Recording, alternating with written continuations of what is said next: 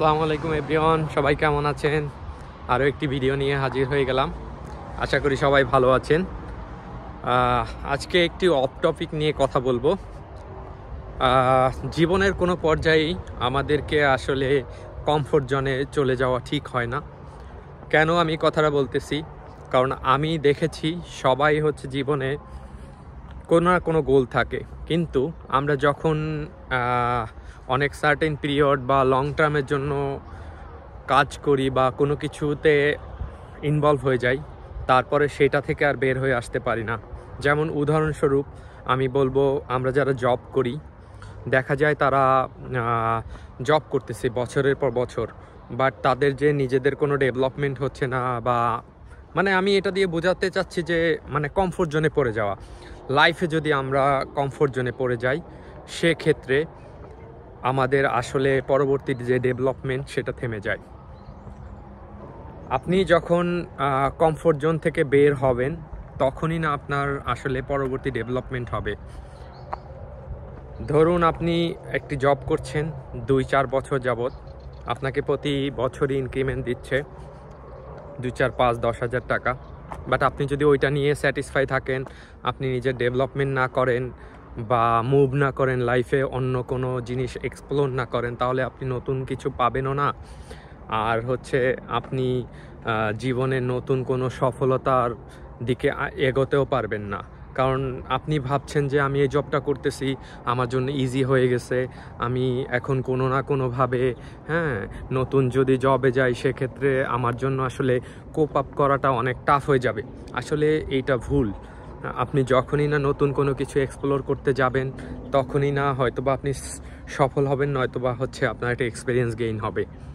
তো এই কমফোর্ট জোনে আমরা না পড়ে যাই। কমফোর্ট জোনে পড়ে গেলেই আসলে আমাদের লাইফের কোনো উন্নতি হবে না। আপনারা তো একটি গল্প অবশ্যই শুনেছেন, যে অনেকে হয়তোবা শুনেন নাই, তাই আমি গল্পটি বলছি।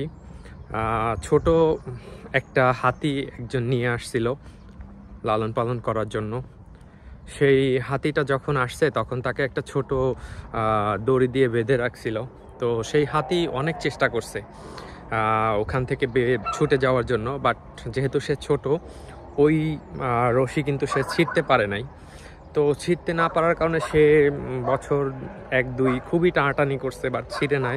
তার মনের মধ্যে একটা বিলিভ আসছে যে সে হচ্ছে হয়তো বা এটা ছিঁড়ে আর যেতে পারবে না।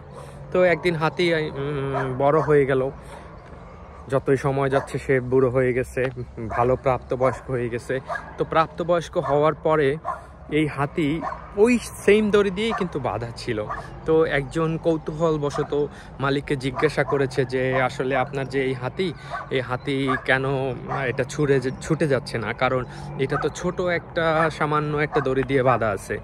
তো তখন তার মালিক বলল, দেখেন, হাতির মনের মধ্যে বিশ্বাস চলে আসছে যে সে ছোটোবেলা টানাটানি করছে এটা ছোটার জন্য বা এটা ছিঁড়ে ফেলার জন্য, বাট সে কিন্তু এখন সেই বিশ্বাস নিয়ে আছে যে সে যখন 2-3 বছর বা 4 বছর বয়স্ক ছিল, তখন কিন্তু সে ছিঁড়তে পারে নাই।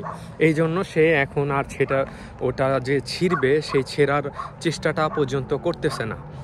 তো আমার আসলে এই গল্পটা বলার পেছনে কারণ হচ্ছে যে ভাই, আপনারা যেটাই করতেছেন, এমন বিশ্বাস করা ভালো, বাট এমন বিশ্বাস স্থাপন আমরা নিজেদের জন্য না করি যে আমি এটা করতে পারবো না। আপনি 2 বছর আগে যেরকম ছিলেন, আছে কিন্তু আপনি সেম ওয়েতে নাই। কেন নাই সেম ওয়েতে? কারণ হচ্ছে আপনি যখন এরকম ছিলেন যে আপনার তখন শরীরে যে শক্তি বলেন বা বুদ্ধি বিবেক বলেন বা আপনার স্কিল বলেন, সবগুলো কিন্তু আপনার সেম ছিল না। যত দিন মানুষের যায়, তত দিন কিন্তু তার স্কিল বাড়ে। সো আপনি তখন চেষ্টা করেছিলেন, আপনার সকল কিছু আপনার অনুকূলে ছিল না দেখেই কিন্তু আপনি আসলে সফল হননি। বাট আপনি যে সেকেন্ড টাইম ট্রাই করতেছেন বা থার্ড টাইম ট্রাই করতেছেন, এখন আপনি যে সফল হবেন না, ব্যাপারটা কিন্তু এরকম না। আপনি প্রথমবার যেভাবে করেছিলেন, হয়তো বা সেকেন্ড টাইম আপনার কাজটা আরও সুন্দর হবে, কারণ আপনি প্রথমবার ভুলগুলো কিন্তু অলরেডি জেনে গেছেন যে ভুল কী ছিল।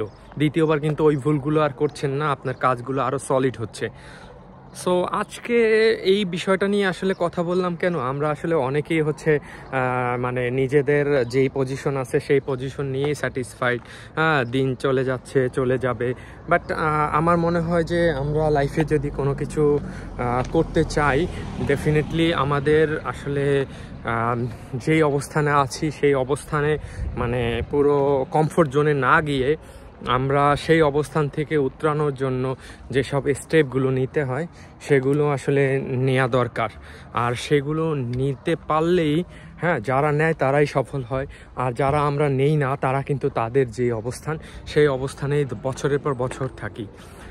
সো আমার মনে হয় এইটার সাথে আরও একটা আমার মানে বাস্তব জীবনের, আমি কাউকে ছোট করে বলছি না, যেমন আপনি প্রায় দেখবেন, ধরেন যে যারা হচ্ছে, আমি ছোট করে বলছি না, আবারও বলতেছি, যারা হচ্ছে রিক্সা চালায়, আপনি খুব কম মানুষকেই দেখবেন যে সে রিক্সা চালিয়ে হয়তো বা লাইফে বড় কিছু করতে পারছে, একটা দোকানের মালিক হয়েছে বা একটা বিজনেস দিছে।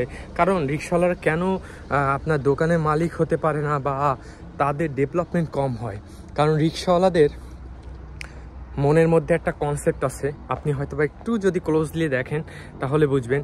যেই রিক্সাওয়ালা, মানে যেই রিক্সাওয়ালা বলবো না, প্রত্যেকটা রিক্সাওয়ালাও বলবো না, বলবো যে 80% রিক্সাওয়ালা দেখবেন যে তারা যখন ওই দিন, ধরেন যে স্পেসিফিক একটা দিন যদি খুব ভালো টাকা পয়সা কামায়, ওই দিন বাসায় যেয়ে তার ওয়াইফকে বলতেছে বাজার করে নিয়ে আসছি, প্রচুর রান্না বান্না করো, আমরা খাই, এই করি সেই করি।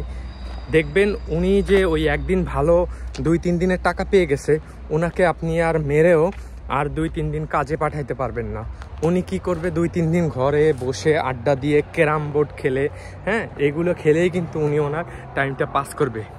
তার মানে কথাই হচ্ছে যে তার একদিনে 3 দিনের খাবার চলে আসছে, রুজি রুটি চলে আসছে, তার মানে হচ্ছে তার আর লাইফে কোনো কিছু করার দরকার নাই, সে ওই 2-3 দিন বসে বসে খাবে।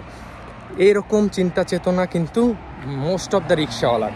আমি কিন্তু তাদের ছোট করছি না, আসলে আমি এটা জাস্ট অ্যাজ এ এক্সাম্পল দিচ্ছি যে আমাদের আসলে কনসেপ্টটা এরকম না হয় ভালো।